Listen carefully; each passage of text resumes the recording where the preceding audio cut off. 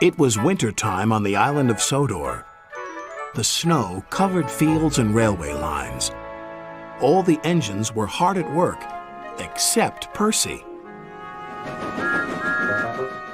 "Come on, Percy. This is no time to have a rest." "I'm stuck," moaned Percy, "and my funnel's freezing up. Driver's gone for help." "Ha!" huffed Thomas, and went on his way.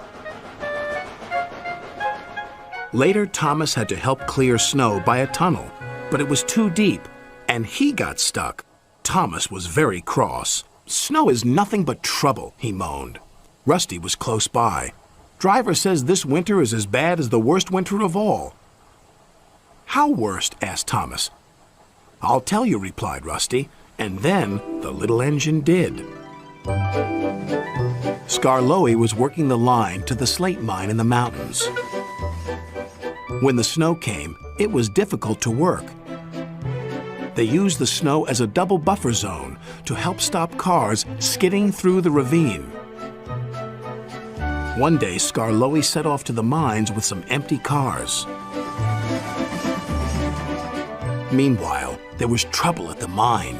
The winch that hauls the cars up and down wasn't working properly. Skarloey had reached the ravine. High above him were the mine yards. "That snow looks dangerous," said his driver.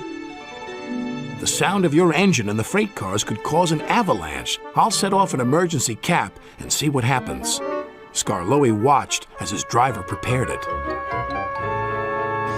Then they ran over the cap. The bang echoed around the gorge. Nothing happened. "Good," said his driver. "All's well. We'll have a cup of cocoa and then make our way." But high above them, all was not well. A long line of full cars was about to be winched down the slope. They had just started their journey when some empty cars became derailed. The winch groaned. "Break it! Snap it!" shouted the freight cars. And they did. On! Faster, faster!" they giggled. "The snowbank and buffers will stop them," said a workman. But he was wrong. The freight cars plunged into the ravine.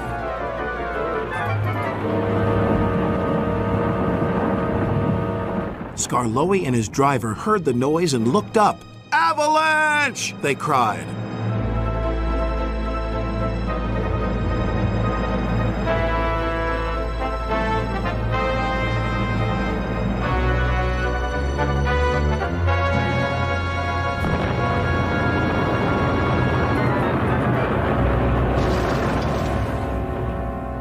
When the snow plume cleared, there was no sign of Skarloey. He was buried deep inside the high drift, blocking the ravine.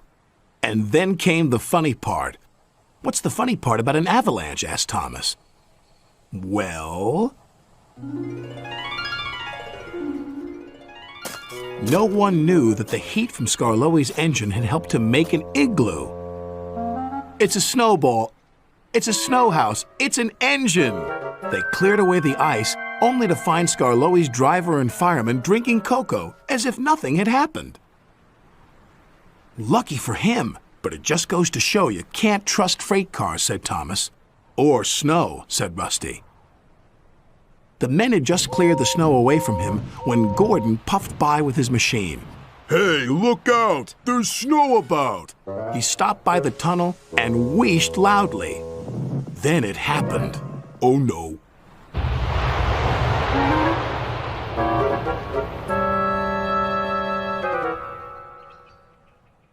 "Help!" cried Gordon. "If Skarloey survived a snowfall, surely a big proud engine like you can do the same," chuckled Thomas. "Paw!" moaned Gordon from within, and then fell as silent as the snow.